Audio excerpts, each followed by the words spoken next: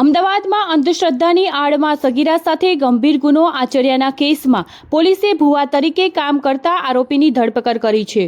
પોલીસના જણાવ્યા મુજબ સગીરા વારંવાર બીમાર પડતી હોવાથી પરિવાર તેને સારવાર અને વિધિ માટે આરોપી પાસે લઈ ગયો હતો।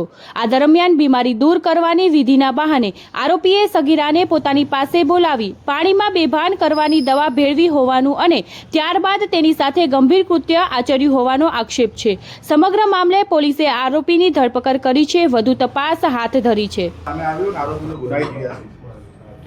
અમદાવાદ શહેરના સોલા પોલીસ સ્ટેશન વિસ્તારમાં એક સગીર વયની બાળા ઉપર બળાત્કાર થયા અંગેનો ગુનો દાખલ કરવામાં આવેલો છે।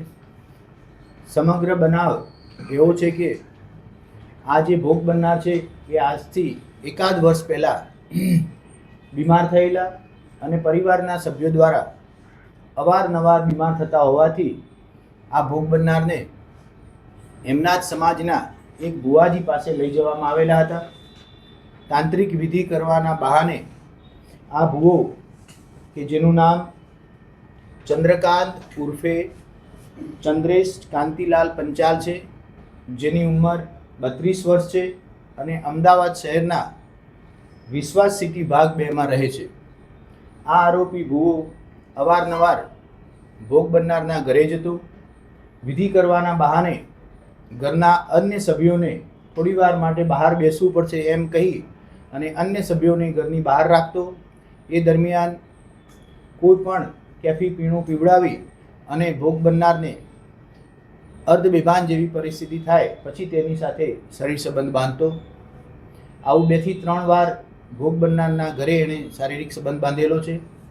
ત્યારબાદ તેમના ઘરની આર્થિક પરિસ્થિતિ સારી ન હોવાથી બીજી વિધિ કરવા માટે આરોપી ભુવો ભોગ બનનારને પોતાના ઘરે પણ લઈ ગયેલ હતો। ત્યાં પણ તેમની સાથે આ જ રીતે 2 વાર જેવો શારીરિક સંબંધ બાંધેલો છે। સમગ્ર મામલાની ગંભીરતા જોઈ ગુનો દાખલ કરી તાત્કાલિક આરોપીને પકડી પાડવામાં આવેલો છે। આરોપીનો ગુનાહિત ઇતિહાસ તપાસતા આ આરોપી ભુવો ચંદ્રકાંત અગાઉ પણ આ જ પ્રકારના 4 ગુનાઓમાં પકડાઈ ગયેલ છે। 2025ના જ વર્ષમાં અમદાવાદ શહેરના સોલા પોલીસ સ્ટેશન, ઘાટલોડિયા police station, Ramol police station તથા માંડલ પોલીસ સ્ટેશન ખાતે 4 અલગ અલગ ગુના આ ભુવા ઉપર દાખલ થયેલા છે। આરોપી ચંદ્રકાંત પંચાલ કુલ 56 લાખનું અલગ અલગ વ્યક્તિઓ સાથે ચીટિંગ કરી અને આ ગુનો આચરેલ હોવાનું સામે આવેલ છે। સાહેબ, આ પરિવારને કઈ રીતે જાણ થઈ કે તેની દીકરી સાથે આવું કર્યું છે અને પછી પરિવારે પોલીસનો સંપર્ક કર્યો કે શું કર્યું?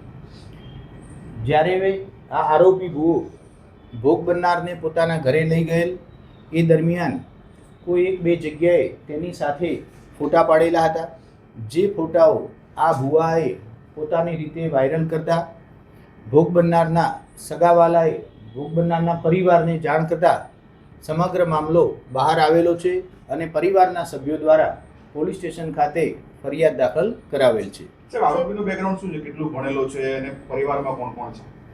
આરોપી વિશ્વાસ સિટી ભાગ 2માં રહે છે, 32 વર્ષની ઉંમર છે। બાકીની જે ડિટેલ છે એ ઇન્વેસ્ટિગેશન દરમિયાન બહાર આવનાર છે। સર, આ ફોટો જે પાડ્યો છે એની પાછળનું કારણ શું છે? કેમ કે પરિવાર આર્થિક રીતે સક્ષમ નહોતો, તો એ શું ઉદ્દેશ્ય સાથે ફોટા પાડીને આવી રીતે વાયરલ કર્યા? આરોપી ભુવાએ ભોગ બનનાર સાથેના જે ફોટો પાડેલા છે એ પ્રાથમિક માહિતી મુજબ કોઈ બીભત્સ કે અશ્લીલ ફોટો નથી।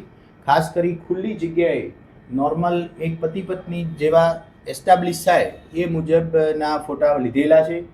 પ્રાથમિક તપાસમાં પોલીસનું એવું માનવું છે કે ભવિષ્યમાં ભોગ બનનાર પરિવાર તરફથી કોઈ પણ પ્રકારનું એલિગેશન થાય તો તેઓને બ્લેકમેલિંગ કરવા માટે થઈ અને આ ફોટા એણે પાડેલા હોય એવું પ્રાથમિક દ્રષ્ટિએ જણાઈ આવે છે।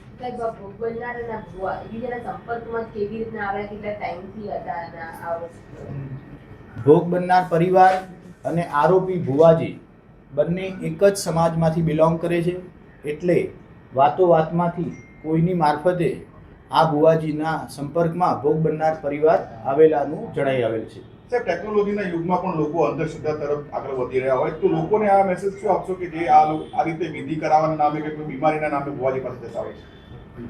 સમગ્ર ગુજરાતના નાગરિકો અને અમદાવાદના નાગરિકોને આપ સૌ મીડિયાના માધ્યમથી એ નમ્ર નિવેદન છે કે કોઈ પણ પ્રકારની પરિસ્થિતિ બીમારી બાબતે આવા તાંત્રિક ભુવાઓનો સંપર્ક કરવો નહીં. ભુવાઓથી હંમેશા દૂર રહેવું અને સાયન્ટિફિક જે પદ્ધતિઓ છે દુઃખ દર્દ દૂર કરવા માટે થઈ તેનો સહારો લેવા માટે આપ સૌના માધ્યમથી નાગરિકોને અપીલ કરવામાં આવે છે.